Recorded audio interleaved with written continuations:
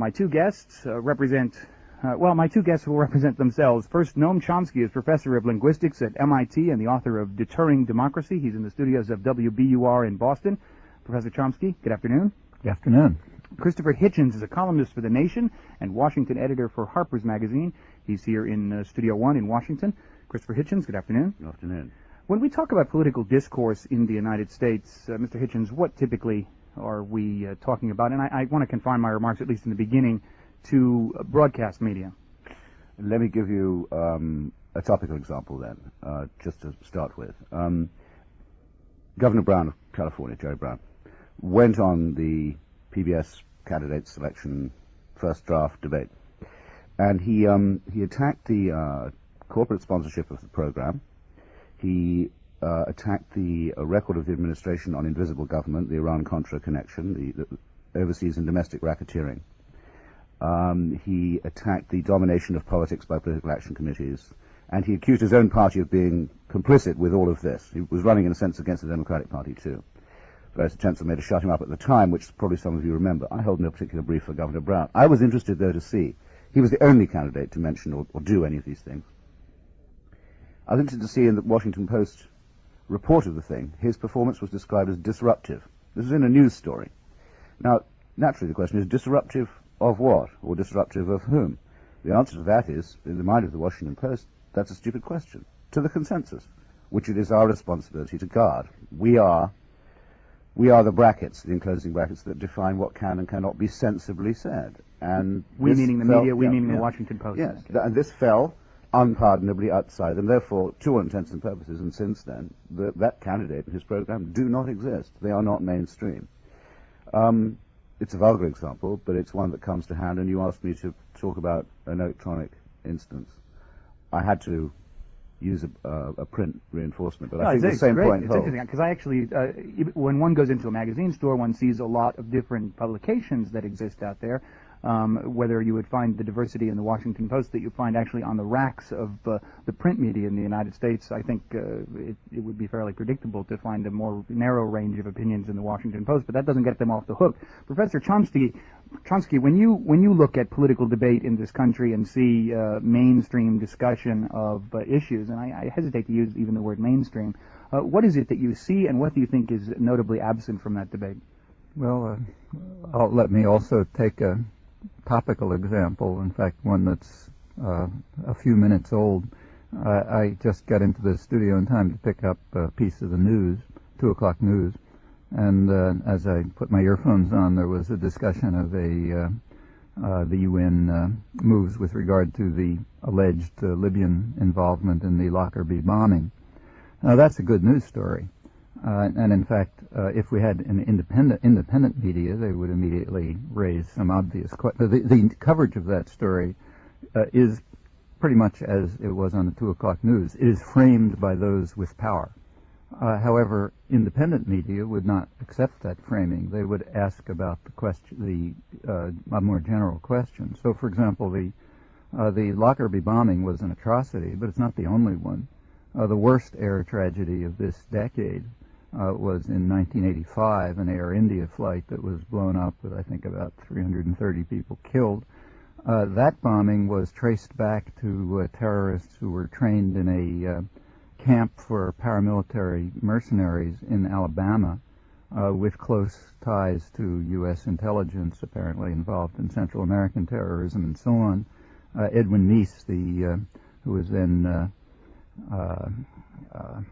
head of Justice Department, in fact, in a roundabout way, confirmed that. He went to India 9 months later and said something about how, this was sick terrorists trained there, apparently. He said, well, we'll see that doesn't happen any longer. Well, there's a case of a major terrorist act traceable back to the United States. Or take a more recent one. As part of the U.S., a decisive part of the U.S. support for Saddam Hussein in the Iran-Iraq war, one of the final moves, which in fact brought Iran to capitulate, was the downing of a commercial Iranian airliner by the U.S. Vincennes, killing, I think, 290 people or so. That was regarded, that's not discussed, that's regarded just as an accident. The press and the NPR and so on, termed it that way. However, that's not the way it was described by others. For example, by Commander David Carlson, who was the commander of a nearby vessel, who in fact had an article in the Naval Institute Proceedings in which he describes how he watched in amazement as the Vincennes focused its high-tech missile system on what was obviously a commercial airliner in commercial airspace and shot it down. And he says apparently out of an interest in testing its Aegis missile system. Let me focus on that for a second. You're saying that an officer on the Vincennes, commander of a nearby vessel, saw on his radar screen what he believed to be a commercial jet, and he watched the command and control of the Vincennes focus on. He says we watched something like, I can't remember the exact wording, but something like we watched in amazement as the commander of the Vincennes focused his Aegis system on what was obviously a commercial airliner, apparently out of an interest in testing it. There's a final act to this testing story. It on a commercial jet liner? Look, I'm not telling you. I know. I wasn't there. That's what's in the Naval Institute I'm not challenging Proceedings. you. I just want to be precise. Now, the final act of this little drama was by George Bush, who gave the Legion of Merit Award to the commander of the Vincennes and to the deck officer in charge of anti-air warfare for meritorious service and the cool and etc. Atmosphere in their command during this little stint in the Persian Gulf, in which this was the only incident. Well, now I just mentioned at random two cases that might be brought up in a discussion of air terrorism, but those are not presented by the system of power, of corporate state power, and therefore the media do not talk about them. They take as their agenda what's provided for them by those in power. Independent media, which were not constrained by the demands of power, would of course immediately look at these and numerous other similar cases. So would you view that the media in the United States has dropped the ball, has become a set of vested corporate interests, as you say, or that in some sense Americans choose to narrow their political perspectives? And if President Bush says the Libyans are criminals, then, I really don't want to think too much about it. Well, first of all, I would change the tenses there. It's not that the media have become, it's that they always were. Mm-hmm. In fact, in my view, they're more open today than they were, say, 30 years ago. And as for what Americans believe, well, that's an interesting question, and you can study it. For example, you can ask the media often say, well, we're just responding to what the people want, and that's testable. There are many cases where popular opinion happens to be dramatically opposed to the main, the establishment opinion, let's say corporate government opinion, and then we can look at those cases and see where the media go, and they always invariably, as far as I know, on crucial cases, go against popular opinion and with the corporate media opinion. There's many, many examples. If you like, I can give you a bunch of them.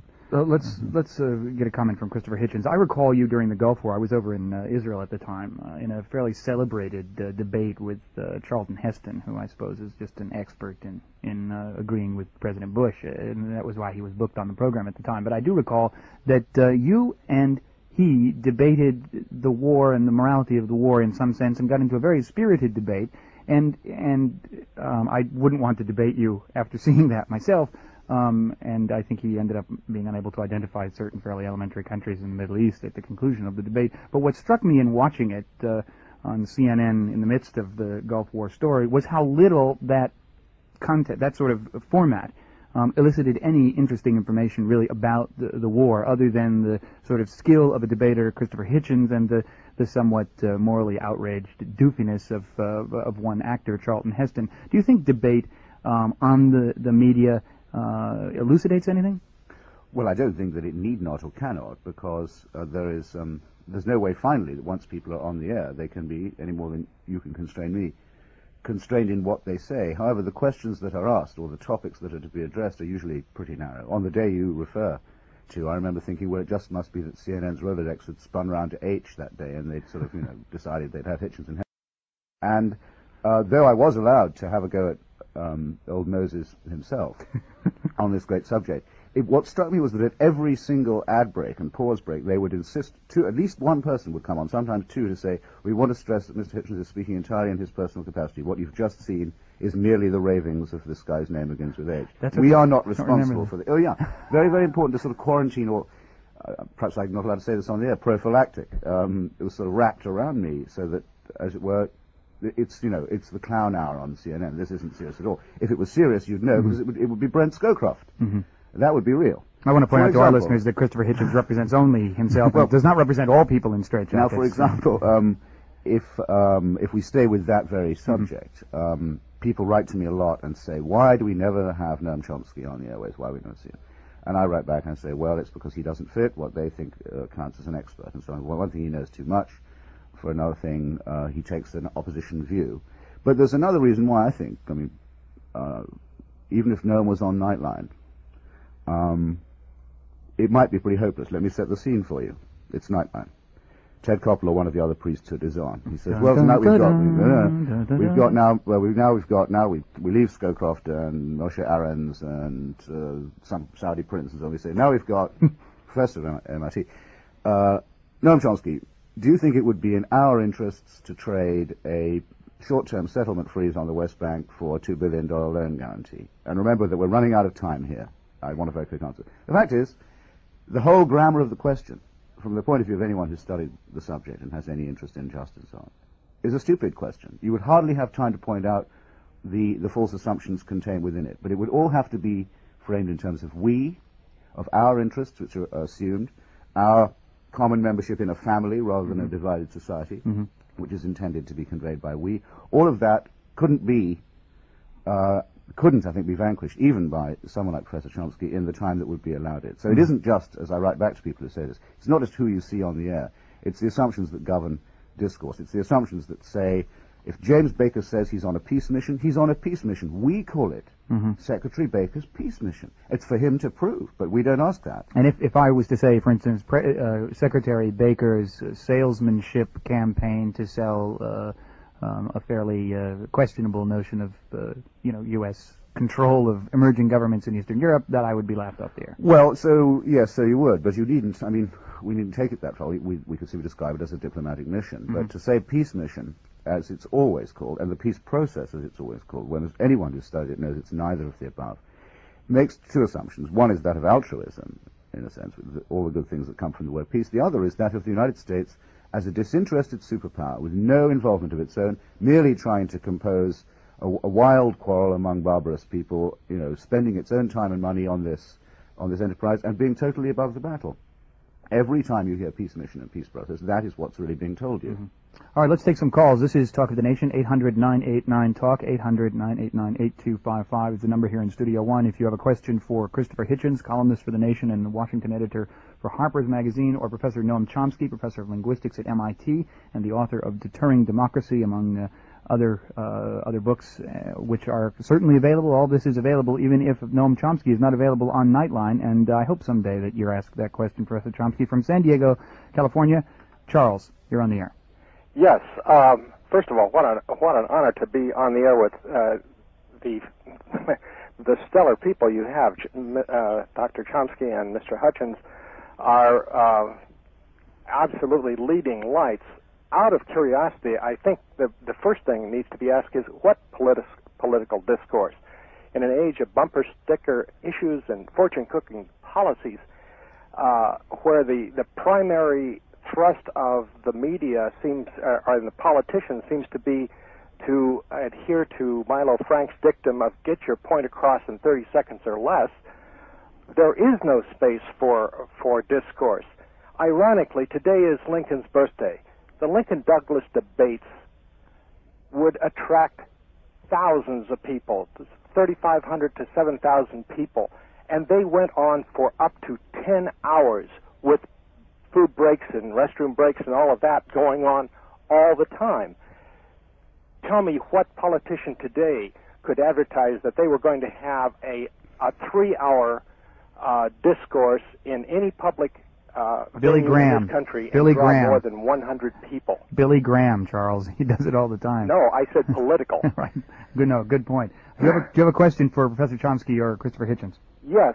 why are these men? Why are you men allotted only an hour? You should be on at least an hour a day for a year. Well, maybe that's to John. If I can make a brief comment, when listening to Chris and also to your comment, I was reminded of one of my favorite radio interviews with a gentleman named Jeff Greenfield, who I think may be the producer of Nightline or something like that.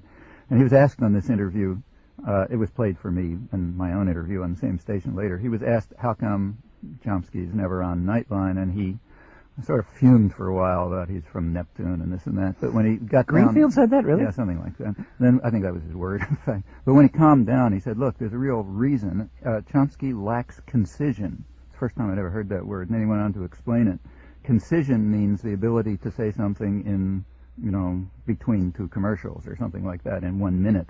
Now, that's a crucial structural property of the American media. I've been on the media all over the world. In fact, I spent hundreds of hours on national and mainstream media in Europe and Australia and Canada and everywhere else.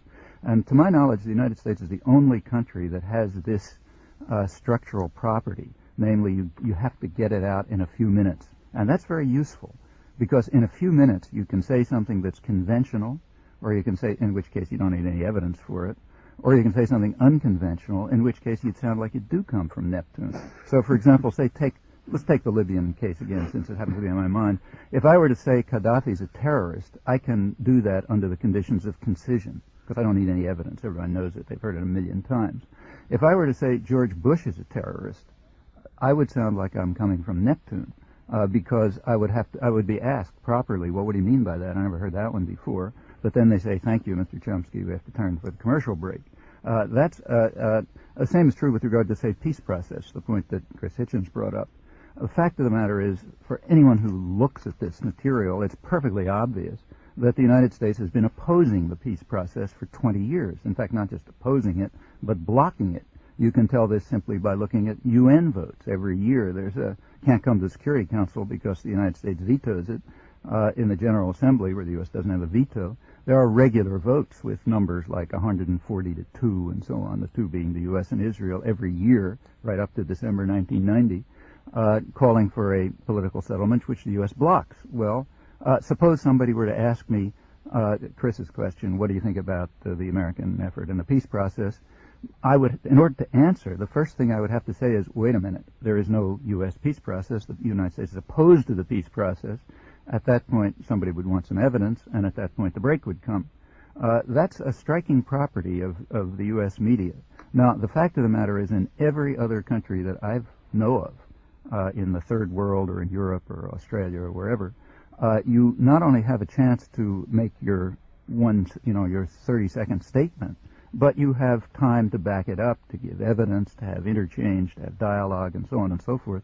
That virtually doesn't exist in the United States. If I have to take a break now, am I going to get accused of some heinous crime?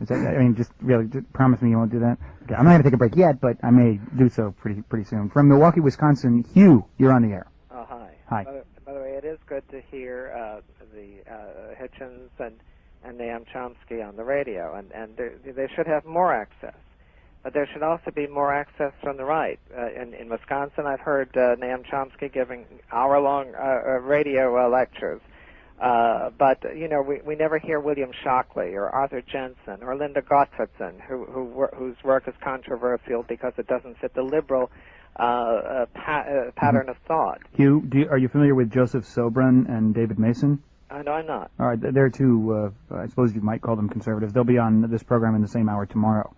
But let me just say one thing. Mm-hmm. The feminists who don't, every time there's a rape trial, you'll have experts from NOW or rape centers who are invariably hostile to the man, the alleged rapist. They'll be condemning him long before a jury. The AAUP report saying that girls are discriminated against in schools in math and science. It may well be genetic. There are genetic differences between men and women. The absurd liberal view, which is never contested on the newscasts or in the major media. There ought to be room for far more diverse views than I hear on radio. Okay, thank you for calling.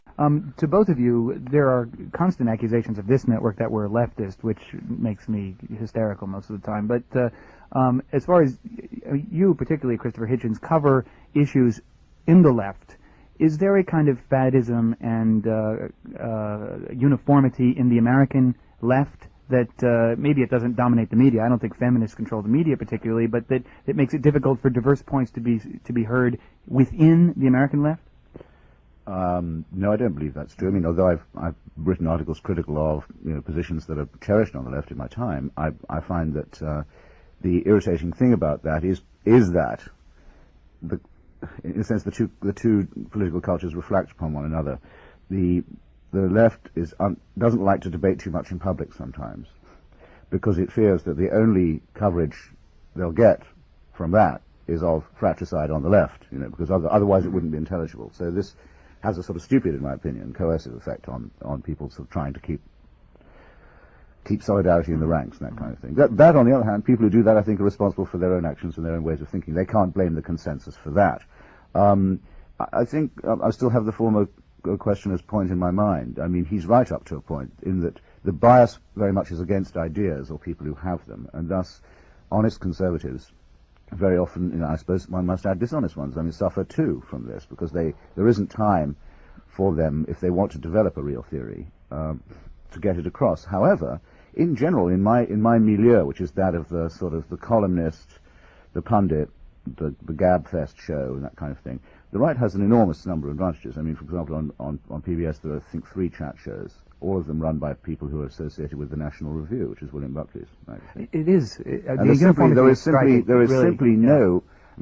is nobody to the left of Walter Mondale, I would say, who is regularly to be seen on American television. That does seem to me to be bizarre. We're talking about the U.S. political spectrum and just how wide it is with Noam Chomsky and Christopher Hitchens. We'll take a short break. When we come back, we'll take more of your calls. If you want to get into the discussion, call us at 800-989-TALK, 800-989-8255. At 28 minutes before the hour, you're listening to Talk of the Nation from NPR News.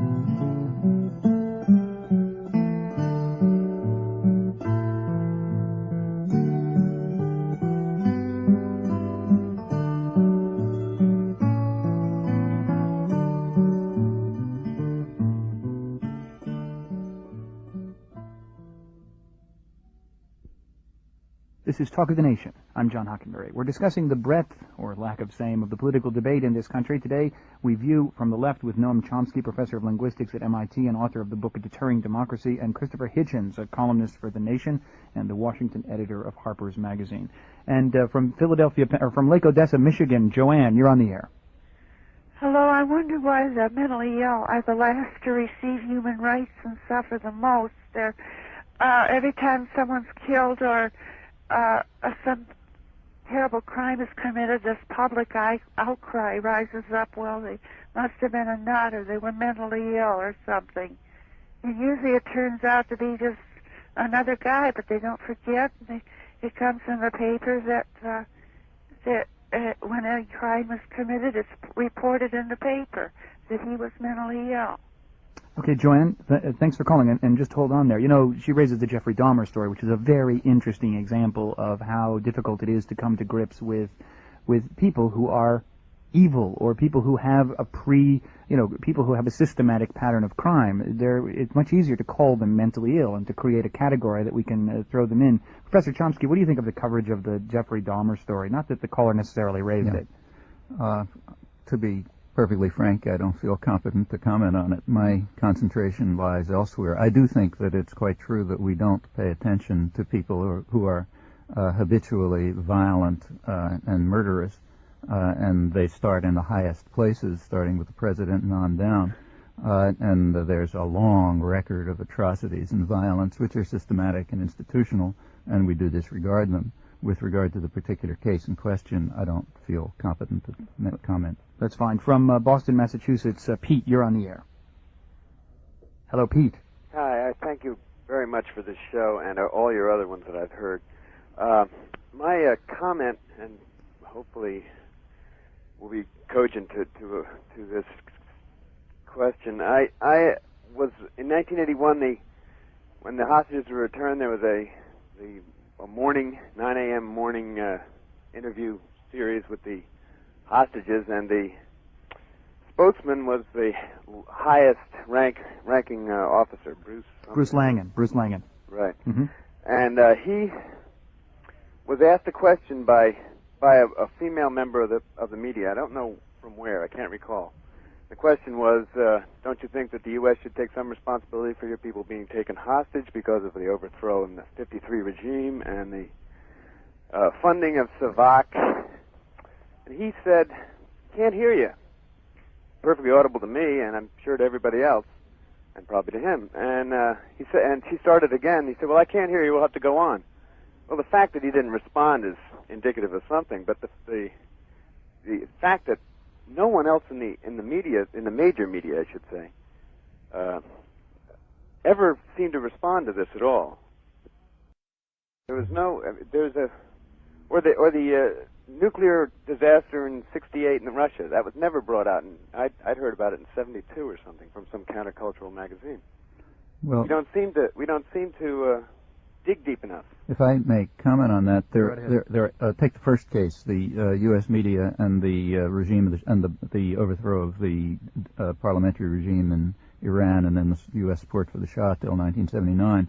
There is, in fact, a very good book by a professor of journalism, William Dorman, and I think Mansour Farhang, which studies the U.S. media on Iran very closely. I have a kind of a review of it and some other material in a book of mine called Necessary Illusions. And the main story, without going into the details, is that from 1953 until 1979, the media overwhelmingly took the position of the U.S. government that the U.S. was supporting democracy, human rights, modernization, and so on. The Shah was not called a dictator. This is the regime that had compiled one of the worst records of torture in the world, virtually all suppressed. There's just almost total submissiveness for, that's quite a long period, 53 to 79, to the official story. So it's not just the government that had some responsibility for inflicting this monstrous regime on the Iranian people and keeping it there, but it's also the responsibility of the U.S. media, which went along with very few breaks. You can look that up for details. Well, just having experience on the Iran question, having some experience in editorial meetings on this question, one can see a residual reluctance to simply say the CIA installed the Shah. The CIA was responsible for repudiating an elected government. The same is true with Allende. The same is true with Somoza. The same is true all over the world, and the media. It's not clear to me, being sort of on the inside sometimes, why this happens, because it's such a fact. It's not clear to me why people don't say that Kissinger and Nixon started a secret war of slaughter in Laos and Cambodia. Yeah. Well, and are war criminals as a result. It's not clear why that's an obvious fact. Well, let me tell you something about that Laos case, because I worked on it very hard. The Laos case, one I know very well. In 1968, the first credible information from respected Western correspondents, in particular the Jacques de Cornouaille, the head of the Southeast Asia Bureau for Le Monde in Paris, very respected, well-known correspondent. He was an eyewitness to intensive U.S. bombing in Laos, which was at that time, in fact, probably the heaviest bombing in history. Refugee stories were coming out. I, in fact, was there and collected a lot of refugee stories. I tried very hard for a couple of years to try to get, I even appeared at editorial meetings with Time Life and the New York Times, spoke constantly to editors, wrote to them, tried to get somebody to cover the story. No, couldn't do it. In fact, the little bits of it dribbled out later. In fact, it's amazing how much of that is still just buried. Well, the U.S. bombing of Cambodia was the same. Yeah. For example, the New York Times had correspondents there, like Sidney Schanberg. They virtually never interviewed refugees. That's one of the reasons we know so little about the U.S. bombing of inner Cambodia, which probably killed maybe hundreds of thousands of people. Yeah, but it is a story when they're killing each other. That's a story. Doesn't that make it fascinating that the present administration and many of its partisans and supporters are firmly convinced that the press is a determined anti-imperialist critic and that it's always been trying to lose America the war? And they've succeeded in corralling quite a bit of public opinion to the view, for example, that Vietnam was lost by the media. That's a very widely held opinion in official Washington, as I can testify, and there's a, perhaps I should call it, trickle-down effect of that opinion on public opinion too, even though if you look at the record you find that with Vietnam also, the press shared the general assumption of the administration. For most of it, and indeed it was very late that the press turned around in any really... So it is, there's a sort of fork here on which critical journalists can very easily get impaled. And what I think happens, and has certainly happened in cases like our hometown paper, the Washington Post, is that they're very, very determined to deflect that criticism. Mm-hmm. They're extremely keen. Ben Bradley, in his farewell interview as editor of the Washington Post, said, "We had become so convinced that the Nixonites were right in thinking we were liberals, that we gave Reagan much more of the benefit of the doubt than we ever gave to Carter." And people who want to know why the Reagan regime got such a free ride from the press need only really look up that interview. Fully internalizing, in other words, the assumptions of the consensus. Mm. From Bethlehem, Pennsylvania, Adam, you're on the air. Yeah, hi. I think that we can go on and talk about the cases of media problems and on, list them, but I was wondering if anybody had a suggestion about how we could attack this problem so that the information can start getting out. We have NPR, The Nation, there are sources, but what's a way to start making people aware that they have to read between the lines when they read the New York Times, that they have to read into stories a little bit and have some background? What's a good way to attack that? Thanks for calling, Adam. I think that things are changing on this, but Christopher Hitchens, I'm interested in your... Well, if just, we can only talk to those who are listening, but, I think a thing to do is to just count up in your daily paper every day, wherever you live, how many of the stories begin either with a statement by the government, simply says, this is what the government said yesterday, one department or one spokesman or other. It merely tells you what yesterday's interpretation of events by the state happened to be. Or is based on a rewritten opinion poll that says we think this, or the consensus is shifting or perhaps firming up on that. If you look at the number of stories in your paper that begin in one or other of those two ways, which I think are deeply connected, because it's very easy to decide what the question in an opinion poll is going to be, because they look at what the press is saying and what the TV is saying, and they in turn look at what the opinion polls are demanding, you get a multiply reinforced sense of the grand we, of which anyone out there who doesn't feel a part should take the steps I suggest. Adam, do you think we've advocated the violent overthrow of the American government yet during this hour? Yeah, I think this program, I think you should all be shot dead. Okay, thank you very much for calling. Thanks. Bye-bye. From North Plainfield, New Jersey, Manny, you're on the air. Hello, gentlemen. With all the trials that have been going on, all the coverage that's been happening on these trials, how come we haven't heard, or we've heard very little about the Noriega trial? After all, we fought a war to get him, and we made an invasion, let's put it that way. And is that a political decision? Is that some sort of cover-up? What do you think? Professor Chomsky? Well, the European press, in fact, has commented on the remarkable lack of attention given to the Noriega trial by the U.S. media, and it is, in fact, remarkable. I think you could probably read more about it in the Financial Times in London than in the New York Times. Yeah, we should do a show on Noriega. Yeah. Actually, it's quite an interesting... And, in fact, there are quite interesting issues there. The fact of the matter is, first of all, the major issues have been kept out.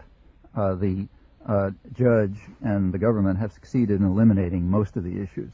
There are also some extremely fundamental questions, like if the United States has the right to invade another country and kill hundreds of people and destroy large parts of it in order to capture someone who they put on trial, does Nicaragua have the right to invade the United States to capture a man who was convicted by the International Court of Justice, the World Court, for the unlawful use of force against Noriega and then against Nicaragua and then just dismissed the indictment?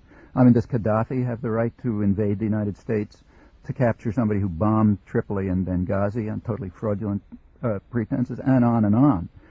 Those issues don't arise. The question of Noriega's involvement with the U.S. government, which was extreme, we sort of know the background, that barely arises. The question why the United States turned against Noriega after having supported him for years, that doesn't arise. In fact, if you look at the indictment of Noriega, you'll notice that the charges against him are almost entirely from the period when the United States was backing him. That question doesn't arise, and we could go on and on. If the media were to cover the trial, it would be difficult to avoid questions like this. It would also be difficult to avoid the fact that the results of the trial so far indicate that the U.S. has released and given benefits to major drug peddlers, some of the top people in the field, like later, in order to try to get after this minor figure who they're trying to get rid of for their own special purposes. And distribution has increased. And in fact, the General Accounting Office of Congress just estimated that drug peddling and money laundering flourishing, and drug peddling has perhaps doubled since the invasion. From Philadelphia, Steve, you're on the air. Yes, I just wanted to say thank you. It's for those of us who know Mr. Chomsky and Mr.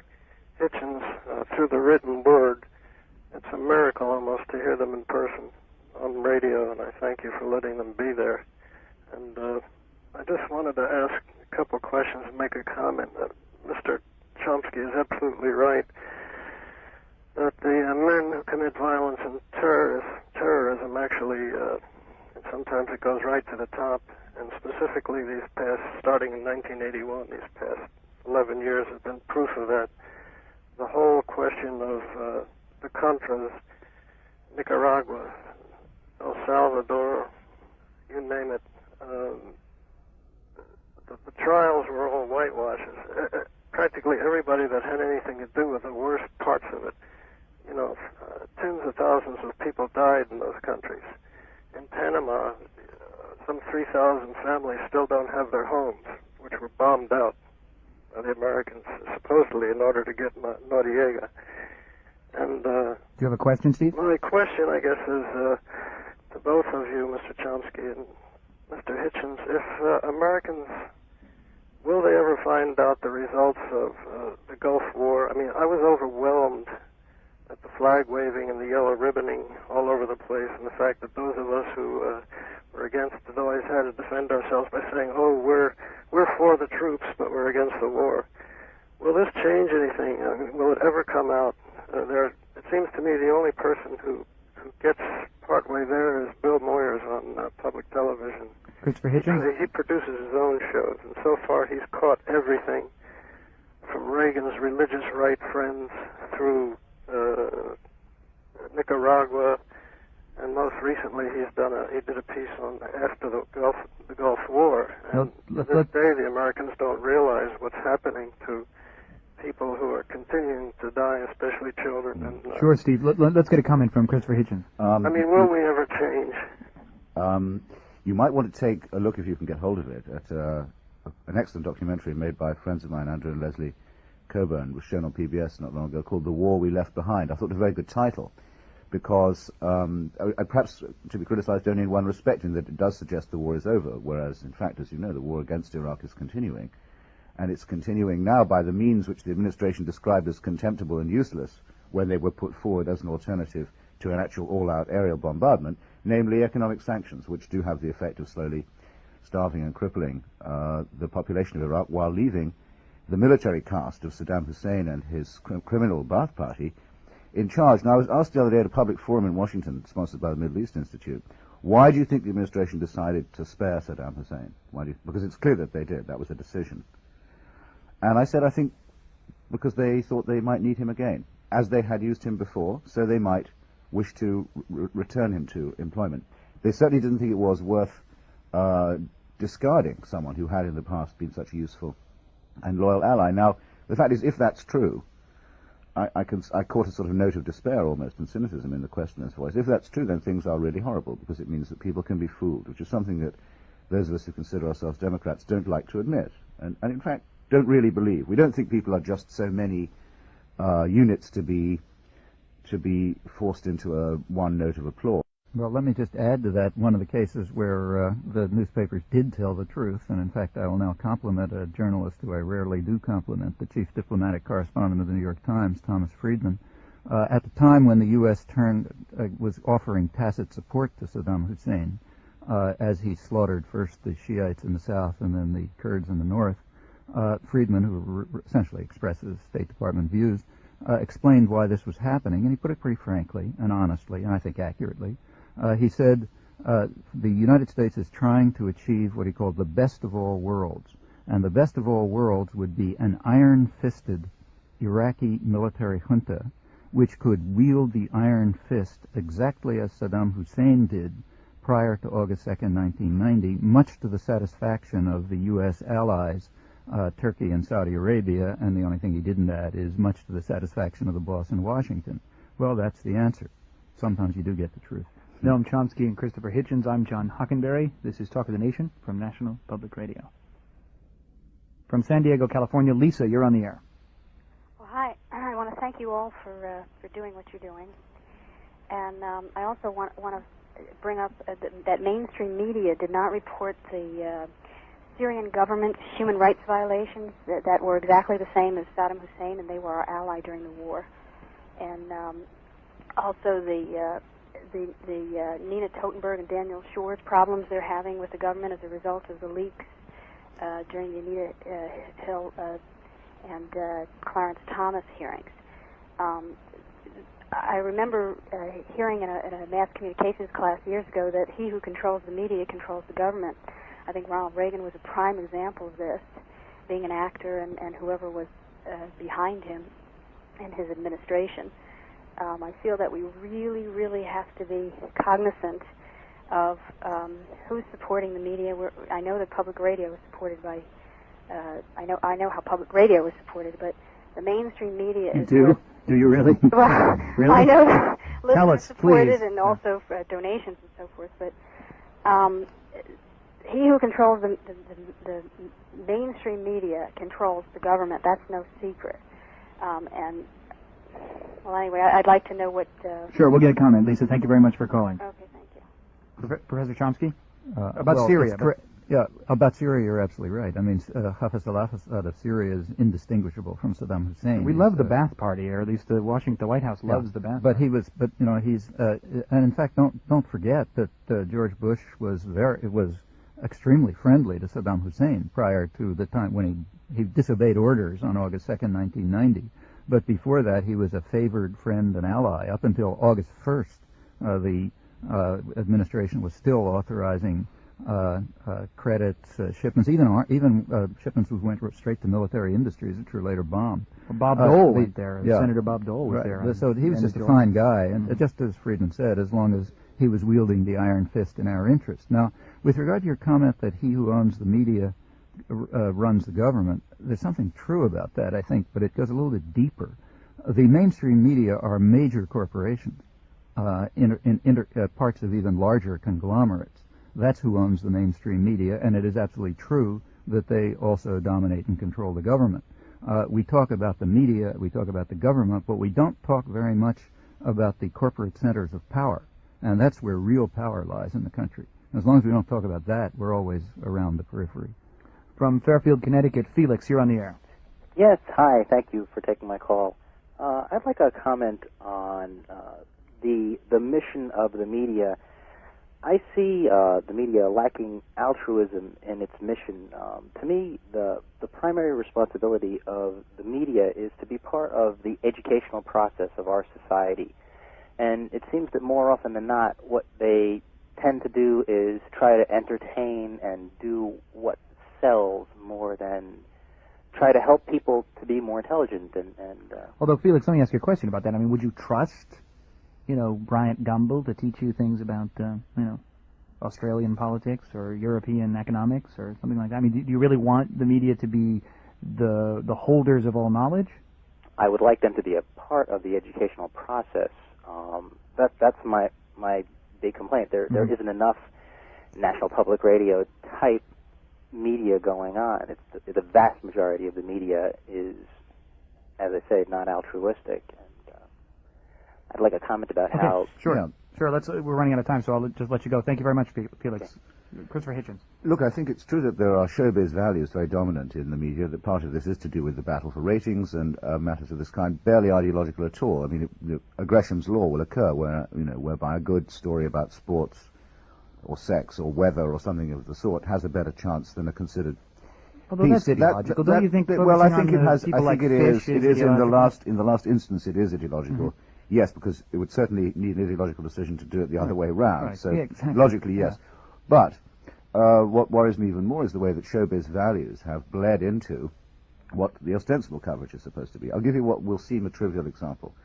The other day, the president was asked. I go to these White House press conferences sometimes. I never get called, and I never will. And everybody knows that there is, in the literal sense of the term, stage management of those White House press conferences. It is decided in advance who's going to ask what question. And certain people are not going to get called. So I just go to observe when I can bear it. And Bush was asked. So if you ever got called, we can presume that you've started to work for the CIA. It would be a worrisome day for me if I was able to get called. I have to admit. Anyway, the leader of the free world was asked what he thought about David Duke, who was then running a campaign in Louisiana. And he said, I want to be positioned where I can't be perceived as being at all aligned with him. He was reading from the notes of what he was supposed, the impression he was supposed to give. Instead of saying something that would lead people to perceive that he wasn't positioned anywhere near Duke, he said, I want to be positioned where I can't be perceived as aligned with him. Total postmodern intellectual chaos, matched by his syntactical usual train wreck. Nobody bothered. They let him do that, went back and said, well, the president gave the expected position and perceived reply. It would only have been a story if Bush had said he liked David Duke or something. We're almost out of time. Professor Chomsky, we have about 8 minutes. Do you have a final comment? Well, with regard, I think the caller suggested that he gave an idealistic picture of what the media ought to be like, something that helps us understand the world, but I don't think that's the function of the media. I think if they started to carry out that function, they would be destroyed. Their function is, in fact, to distract most of the population, to marginalize them, to keep them out of what is none of their business, like public affairs. Right. And for the for the political class, those who are decision makers, their function is to indoctrinate them. Those functions are carried out very well. Thanks to all of you who called this hour and to our guests, Noam Chomsky, Christopher Hitchens. Thank you very much for joining us today.